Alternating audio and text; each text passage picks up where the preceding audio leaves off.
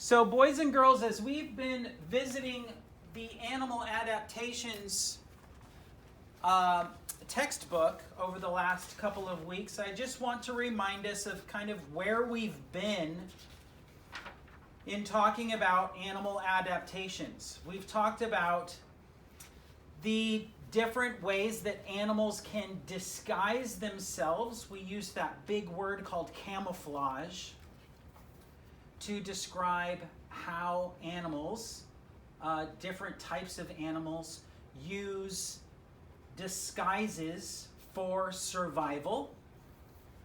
Then we covered the different tools that animals have, also that aid or help in survival. We've talked about sharp claws, we've talked about webbed feet, we've talked about for birds, long beaks, whiskers, long tails. Today, we're going to be getting into animal coverings. And we're just going to cover the first two of 4 animal coverings that we will be talking about in the next 2 days. So for today only, if you will turn to page 12 in your animal adaptations book, and right here at the top, let me zoom not in, I want to zoom out so you can see more of this. So fur, skin, scales, or feathers. Let me find what I did with my rotation 3 book. Here we go. So fur, skin, scales, or feathers. Again, today we're just going to be covering fur and skin.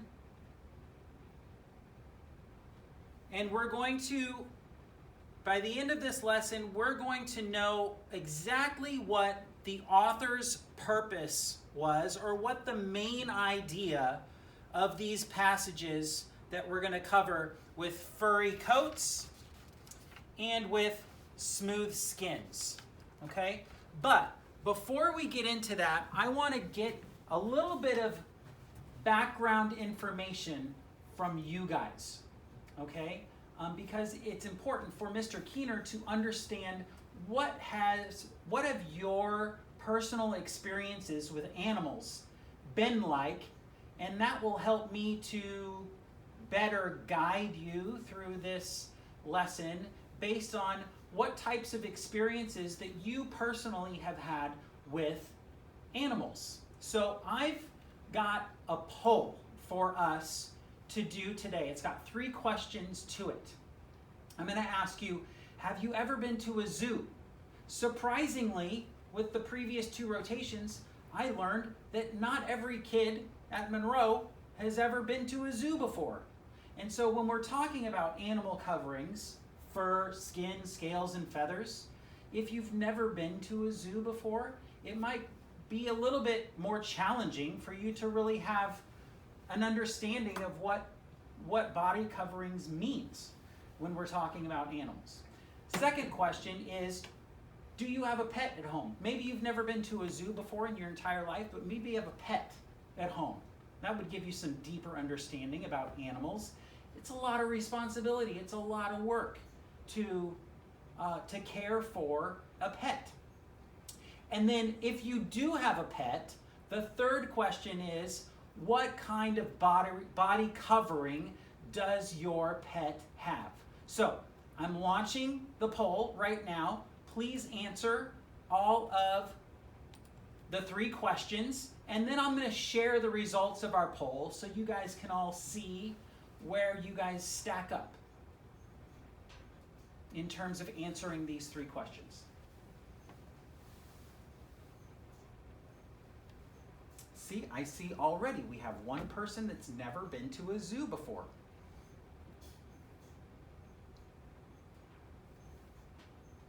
I see somebody that's got a pet at home that has scales. I see someone else who has a pet at home that has skin. A friend at home that doesn't have fur but has skin. Oh, we have 3 students that have a pet at home with scales. Mr. Keener. Yes, Dean. It's. Oh, I'm sorry, Aubrey. If you have been to the zoo, would it count as the living desert? Absolutely.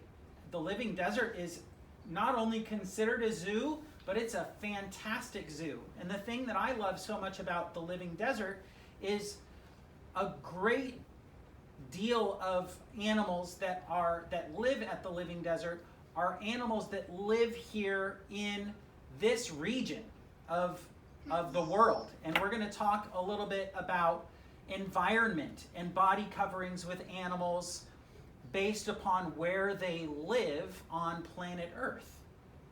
So I've been to the Living Desert, I think 3 times, in kindergarten and first grade, second grade.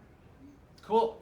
Yeah, a great place to visit. And so I see 4 of you have never been to a zoo before, and so I would encourage you to get your parents or maybe a grandparent to take you to the Living Desert. It's a fantastic zoo and a great educational experience. All right, it looks like everyone has finished voting. Mr. Keener? Yes. For some reason, it's not letting me submit. Huh. Can I pick the thing too? Because I said no, I don't have a pet. Oh, so then, that shouldn't be, because the third question is if you, so I guess maybe it wouldn't allow you to answer the third question, because you wouldn't be able to, if you don't have a pet, then you obviously can't tell us fur, skin, scales, or feathers. Correct. So that would make sense. Correct. But are you saying it wouldn't even let you submit question 1 and 2 because of that? Correct. Yes. Got it. Okay, sorry about that. This is the first time I'm experiencing the poll tool. So I don't know if that's an adjustment that I can make inside of Zoom or not. But I'm going to go ahead and end the poll, and then I want to share the results with you guys so you guys can see where you stack up. So if you look down to the third question, if you do have a pet, what kind of covering does it have? We have one that has skin. The majority of you who do have a pet, you have a furry pet, but there are a few that have scales as well. So we're going to learn today about body coverings, and more specifically, how those body coverings aid in the animal's ability to survive depending upon where it lives. So let's get into our textbook. If you'll open once again to page 12, let's look at the very first paragraph here. Again, for today, let me close this. For today, we're just going to be talking about fur and skin, and then tomorrow we'll be covering scales and feathers. But I want to play for you an audio of just the first, let's listen to the first paragraph, because oftentimes, boys and girls, the author gives you a great idea of exactly what the main idea of the entire passage is in the very first paragraph. So let's listen in.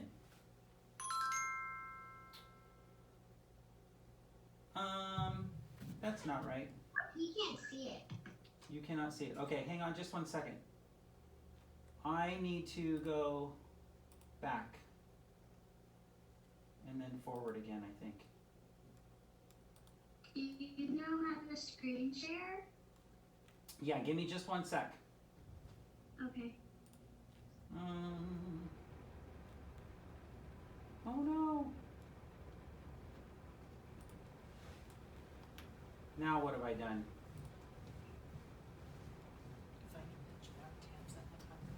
Do you exit on the benchmark? Yeah, right there. Just hit the. Extended Okay, read here we go. 1. Now, somebody said you couldn't see this? Or can you? So, I cannot see it.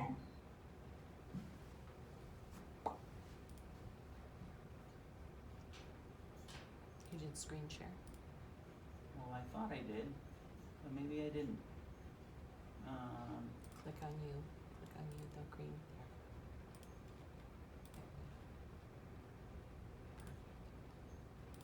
there. Okay, let's try that again. Now can you see it? Yes. Okay, here we go. Remember to annotate as you read. So annotating as you read. So we're going to be circling keywords and underlining key sentences or phrases. Again, remember what we're looking for here, boys and girls, is the author's main idea. Fur, Skin, Scales, or Feathers by Anna Miller. Body coverings serve many different functions. The one thing they have in common is that they each help suit the animal to its environment. This aids in an animal's survival. Okay, let's stop right there. Because the main idea is right here. So I'm going to use my cards here and rotation 3 is blue. Here we go. So, Mr. Ben, I've just drawn your name from the card deck. Can you give me a sentence or a phrase inside this very first paragraph that give you an idea of what you think the author's main idea is here? Mammals are warm-blooded animals that nourish their young. Okay, we're not there yet. We're just on paragraph 1, which is this one right here. So hidden inside here, inside this first paragraph, is the author's main idea.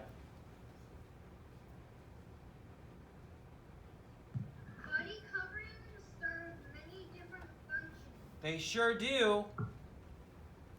So the author is like hitting you right off the bat with what the rest of this text is going to be talking about. So body coverings, whether it's fur, skin, scales, or feathers, have many different functions. I want you to circle that word functions, boys and girls. Let me draw another card and see, hey Ryan, can you give me maybe a synonym for the word functions? What do you think the word functions means? The same thing? The For same, functions? yeah, The like same thing? the same thing as what? As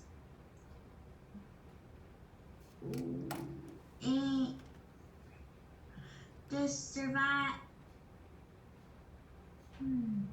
Body coverings serve many different functions. What is a function? One thing that they have in common is that they can each help suit the animal do its environment. It's kind of a tricky word. Let me thank you for that. Let's ask somebody else. Hey, Aiden. That was hard. It is. That's okay. That's okay. Aiden, do you have an idea of maybe a synonym, a different word that means, what does function mean? It's a big word. It's a hard word. but I'm going to give you a synonym that maybe is already a word that's part of your vocabulary that'll help bring understanding to this sentence. Aiden, do you have an idea, or do you want me to help you out?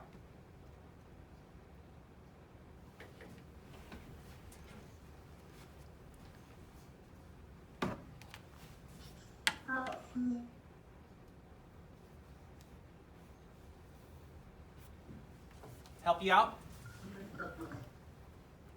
So Mrs. Ray came up with a great synonym that I think is perfect. So the word purpose, which is spelled P-U-R-P-O-S-E, a purpose for something. So body coverings serve many different purposes or functions. Is there another key phrase in this very first paragraph that you think the author is giving you in order to help us understand the main idea? How about Emma? Emma, I've just drawn your name from my deck. Is there anything else that you want to underline here?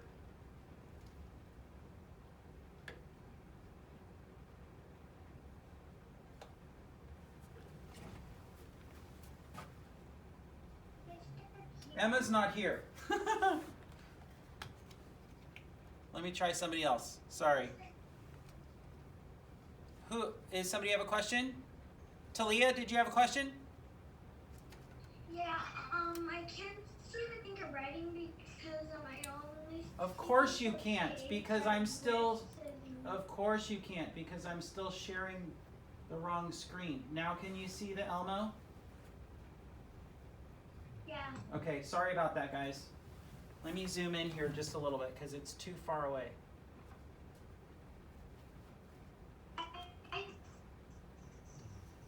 So, say that again.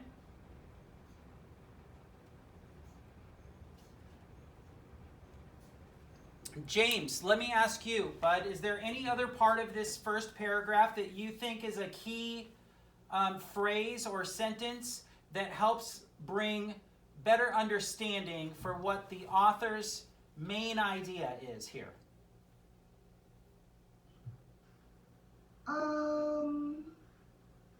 What about the body coverings and their purpose? Their purpose is to protect their body in which type of area that they live in. That's absolutely right. You're right on the money. But I would love for you, James, to select something specific out of this first paragraph. You said this word right here, which is great because that is a key word. It's about their environment, right? Because depending on where the animal lives, it's going to have a different covering, which give it the ability to survive in certain environments. Oh, I gave you the other key word. So here's what we're looking for, boys and girls. This last sentence, it's the body coverings that aid in an animal's survival. So here's how we're going to write our main idea. I'm going to write it right over here on the side. Animals have body coverings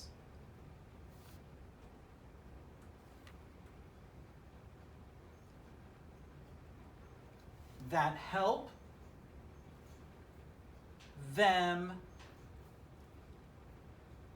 survive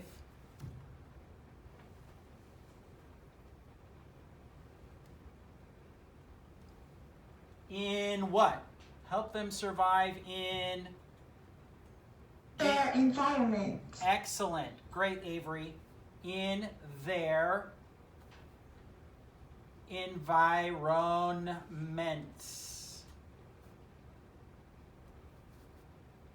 That is our main idea, boys and girls. That is our main idea. Now, I'm going to screen share again because I want us to continue following along in the read aloud. Because we're gonna look at this next passage, which is talking specifically about furry coats. And let's pick up some details, some supporting details that give us examples of animals that have furry coats and how those furry coats aid or support the animal in its survival, depending upon the environment that it lives in. Let's continue. Furry coats. Mammals are warm-blooded animals that nurse their young.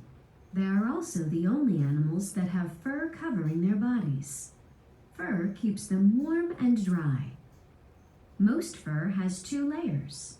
The ground fur is the layer against the animal's skin. It is also called the undercoat. This fur is usually very short and soft. The undercoat helps an animal control its body temperature. The guard layer has longer, stiff hairs. This layer protects the animal against rain and snow. It works like a rain jacket. In winter, this layer grows thicker for warmth. In summer, animals shed some of the top layer to stay cool. An animal's fur can also help protect it from predators. Some animals' fur has a pattern and color that blend in with their surroundings. For example, tigers have orange and black striped fur. This pattern helps tigers blend into the grasslands and forests where they live and hunt. A leopard's coat is gold-colored with black spots. These spots are called rosettes. They can be round or square to camouflage leopards in different surroundings. When leopards hunt from trees, their spots help them blend in with the leaves.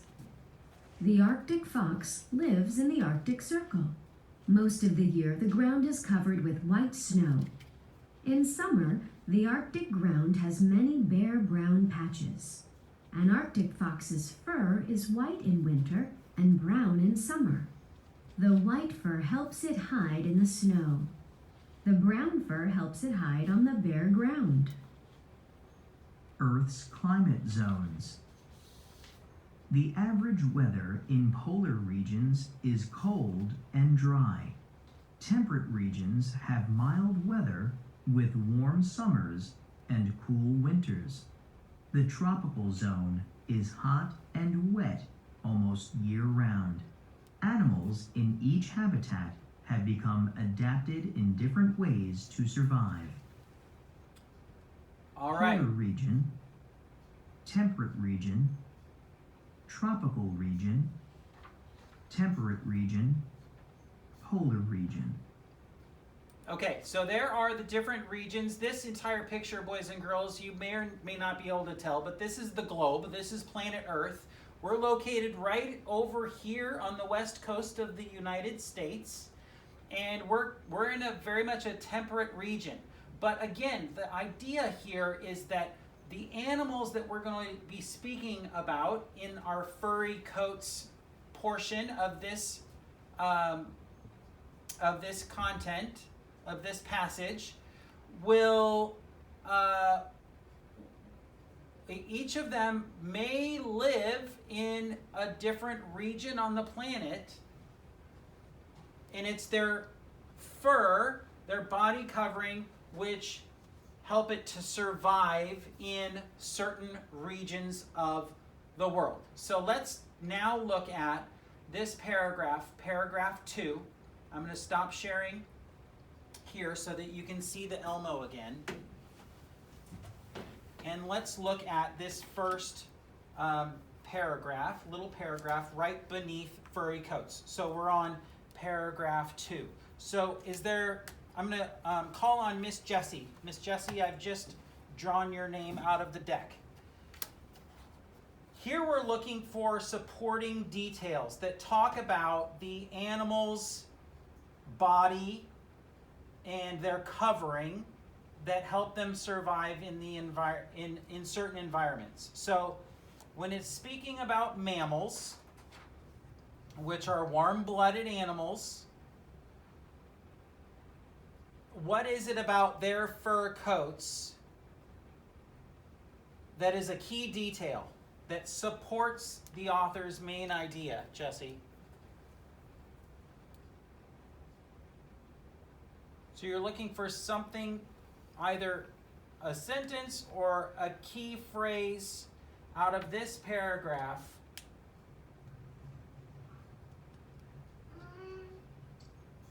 that supports the author's main idea.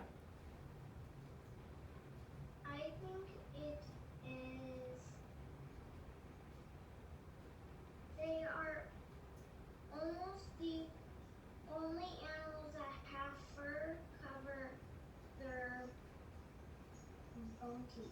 Their bodies. B-O-D-I-E-S is bodies. So they are the only animals that have fur coverings for their bodies. Who are the only animals? Mammals. Mammals are the only animals that have fur coverings on their bodies. One more key phrase here. What does that fur do for the mammals, Jesse?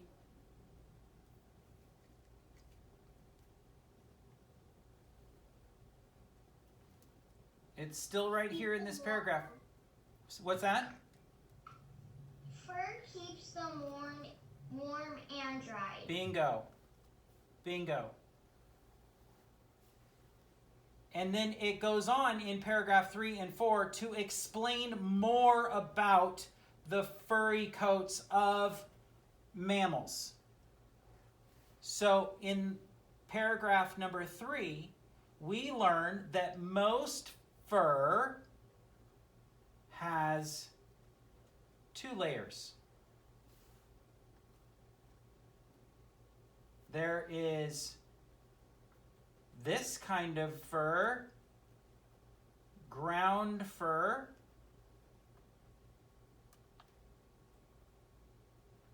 So who can give me a detail about ground fur? What's so great about ground fur and why is it important? Let me draw another card. Miss Emily, can you pick out a key detail out of this paragraph number 3 that talks about what's the big deal about ground fur? Why is it so important that helps? What purpose does ground fur serve? What function does ground fur serve for mammals in their ability to survive in their environment? What does ground fur do, Emily?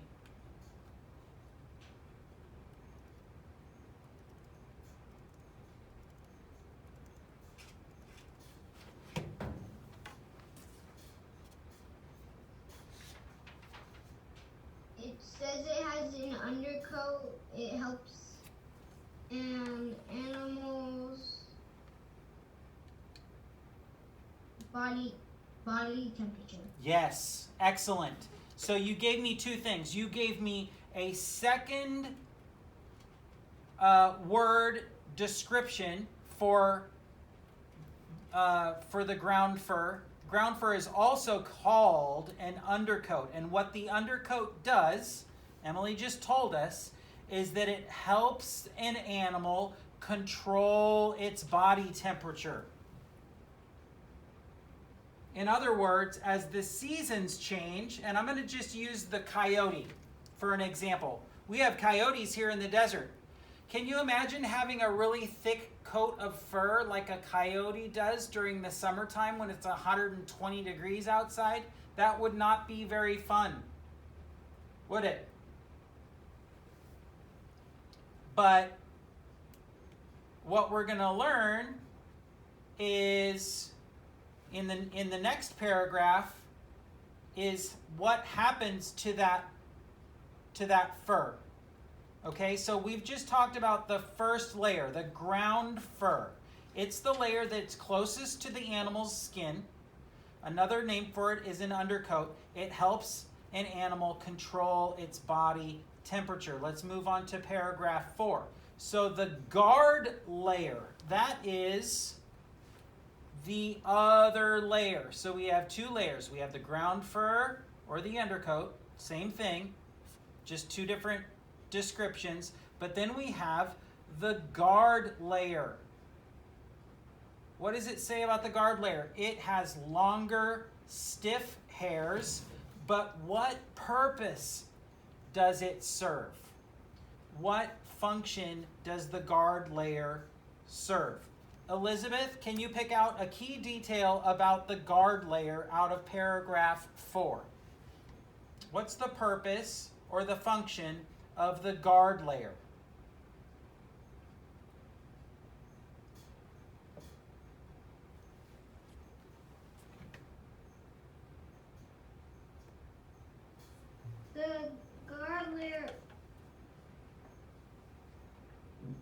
The guard layer protects the animal from rain and snow. Great job, Elizabeth. That's perfect. Look at what it says. It says it works like a rain jacket. So in the winter time, this layer... We can't see what you're... Oops, sorry guys. Sorry. I need to keep my poll keeps popping up on my screen, and then I can't see what I'm showing you guys.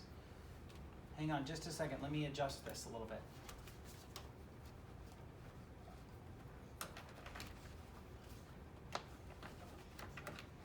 Okay. So here's the paragraph. Can you guys see that better? So Yes. the guard layer protects the animal against rain and snow. It works like a rain jacket. So here's what I was talking about with the coyote. So in the winter time, because it does get cold here in the desert, right? We're coming up on those winter months where it can get very, very cold overnight. And this layer grows thicker for warmth. But look what happens in the warmer months. In the summertime, the animals shed some of that guard layer. And that is what would happen with a coyote. So we think about a coyote as being furry and thick, but its body covering has the ability to shed to help regulate or help the animal adapt to different weather patterns and the environment that they live in. So in summertime, it sheds some of that top layer in order to stay cool. So again, boys and girls, these are details that support the author's main idea. Okay? Now, I'm going to go ahead and skip over the other 3 paragraphs. They're additional details that support animals that have furry coats, but I want to make sure we have enough time to talk about the next type of body covering, which is smooth skin. So, let me share my screen again, and we're going to flip the page, and let's listen to smooth skins. Smooth skins. Amphibians, such as frogs, begin their life in the water, where they breathe through gills. As they mature, they develop lungs. Amphibians have smooth, wet skin that helps them survive in and out of water. Frogs are one type of amphibian. Frogs drink and breathe through their skin. However, their skin has to stay moist so oxygen can pass through it. Otherwise, frogs could not breathe. If a frog's skin dries out, it will die. Living near water helps frogs keep their skin moist. The poison dart frog lives in rainforests. The humid air keeps this frog's skin moist. The skin helps these frogs breathe, but it also plays a special role in their survival. Poison dart frogs can release deadly toxins through their skin. The bright color of this frog's skin is another adaptation that warns predators to stay away, or else. Red-eyed tree frog. Blue poison dart frog. Salamanders are amphibians too. They keep their skin moist by releasing mucus, a thick liquid. This adaptation helps salamanders survive on land. Sometimes they release special liquids to attract mates. Like poison dart frogs, salamanders can release poison from their skin. Unlike poison dart frogs, salamanders are not brightly colored, but they do have spots on their skin to hide from predators. Dry scales. Reptiles are cold-blooded animals. Scales cover their bodies. Let me stop it there. Scales are made up. We're not into scales yet. I just had somebody pop in the room. I wanted to make sure that they are, in fact, a part of our class. Yep. Okay, good. Valerie, good afternoon. Thank you for joining us. We're happy that you're here. Valerie, we are on... Valerie, we're on page 15, 14, and 15 of your animal adaptations textbook, and we're talking about body coverings.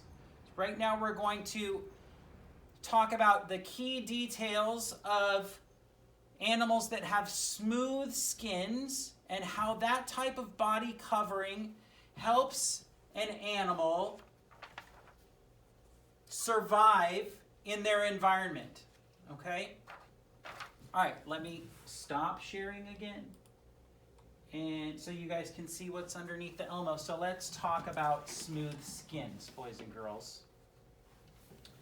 And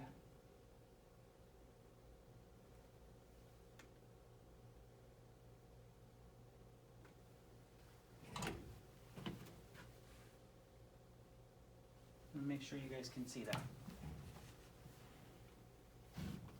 So I'm going to draw another card. Mr. Dean, are you ready to go? So I'm going to ask you, my friend, here in paragraph 8, when the author begins talking about smooth skins, what can we take out of this first paragraph, paragraph number 8, under smooth skins, that give us a detail that supports the author's main idea of body coverings that help this type of animal survive in its environment?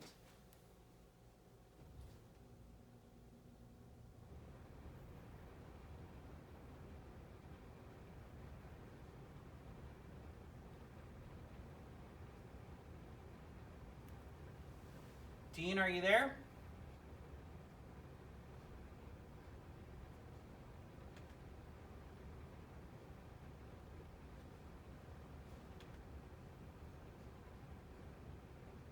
Dean is here. Hello, Dean. Hi. Did you hear what Mr. Keener was saying? Yeah, but I gotta listen to the story multiple times to understand what it really means to get a good point on how to say it. Sure. Okay, that's fair enough. I'll tell you what. Mr. Keener's going to read it for you one more time. So as I'm reading this, I'm looking for you to kind of take out a real key detail that supports our author's main idea. And remember, our author's main idea is that animals have body coverings that help them survive in their environment. So for an animal that has smooth skin, let's read one more time. Amphibians, such as frogs, begin their life in water, where they breathe through gills. As they mature, they develop lungs. Amphibians have smooth, wet skin that helps them survive in and out of the water. So what detail can we pull out of there that talks specifically about a smooth-skinned animal, and what is it about that body covering that helps them survive in their environment? They have smooth skins that helps them survive throughout and out of the water. Great. I want you to read that whole sentence from beginning to end so that it makes sense. So begin right here and read that whole sentence one more time. You have it. Amphibians. Amphibians have smooth, wet skin that helps them survive in and out of water. Fantastic. Great. So that is a special feature of this type of animal that help them survive both in and out of the water. And why is that such a big deal? Because amphibians, for example, frogs, they begin their life inside of water, but eventually they move out and they come up on the land. And so they need a special body covering that allow them to survive in both water and on land. So it's that smooth, wet skin that helps them survive both in and out of the water. Yes? Can I go to the restaurant? Yes, you may. Great job, Dean. Let's look at the next paragraph. I'm going to call on someone else. How about Mr. Gabriel? He hasn't been here for a long. You're right, he has not. Let's see. Who else? Mr. Rhett. Is there a key detail that you can take out of paragraph 9 that talks about or supports the author's main idea of the body covering and how it helps the animal survive? No, not yet. I'm still looking through. Okay, let's do it together. I'm not going to let you off the hook that easy. So frogs, we've already talked about frogs in paragraph 8. So they are one type of amphibian. It says frogs drink and breathe through their skin. That's crazy. What if you didn't take a glass of water to your mouth? What if you absorbed water, which humans need to survive? What if you did that through your skin? What if you, in order to have to drink water to survive, you had to jump in a swimming pool every time you wanted to take a drink so that your skin could absorb? That would be crazy, right? So frogs drink and breathe through their skin. It says, however, their skin has to stay moist so that oxygen can pass through it. Oxygen is the air that we breathe, right? Big key detail. Otherwise, that means if their skin dried out, frogs could not breathe. It says right here, if a frog's skin dries out, it's going to die. So there's the detail right there. Rhett.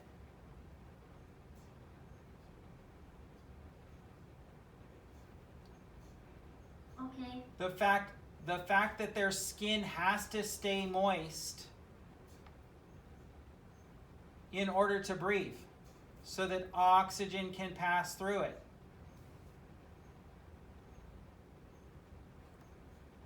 We can't see where you. Oops, sorry.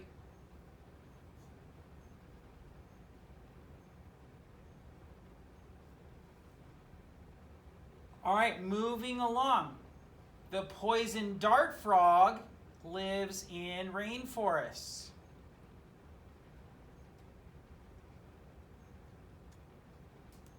Again, we're looking for details that support the author's main idea. Let's remind ourselves, what's the author's main idea?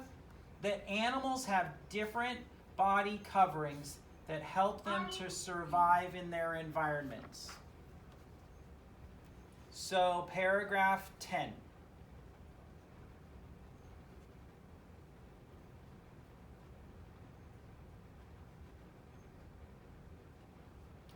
Here's a great example of why it would be such a good idea to visit a zoo, or if visiting a zoo, how that helps you gain more insight and knowledge to animals, because you're able to see them in person. This frog, this blue poison dart frog, right down here at the bottom of your page, on page 14, guess what? Have you ever seen one in person? It's like, it's maybe like that big. Maybe. Can you guys see what I'm holding in my hand? That's just a little example. It's super, super tiny. What would that tell you? Is that animal more than likely a prey or a predator? Predator. Prey. I think it's because the skin, prey, and predator. okay. Guess what? Here's another teachable moment for you all. If you guys are all talking at the exact same time, it's going to be very difficult for us to learn anything. Okay? So I know I asked a rhetorical question there. That was Mr. Keener's fault. Let me call on someone. So, Ray, are you with us today? I don't think Ray's here today. Not here. Chris, Mr. Gomez, you think a poisonous blue dart frog is prey or predator? It is predator. You think so? Yeah, I think so. It's because when you touch it, you like get poisoned. Okay, so that is, to me, Chris, I hear where you're going with that thought process, but to me, that's a defense tool more than it is a tool for attacking. They're so tiny and so small that it uses its poison or its deadly toxins that get released through their skin as a way to protect itself from predators.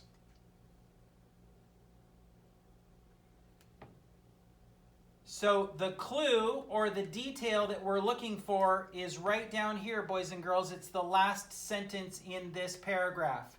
It is the bright color of the frog's skin, which is, they're so beautiful in person, boys and girls, you can't even believe it. It's the bright color of the frog's skin is an animal adaptation that warns predators to stay away. Or else what? Well, it's poison, right? Or else bye-bye. Yeah, possibly. It might not be enough to kill a human, but I bet it would be enough to kill maybe a smaller predator. So here's the key detail about the blue poison dart frog. They can release deadly toxins. A synonym for toxin is poison. They can release that through their skin, and that's how it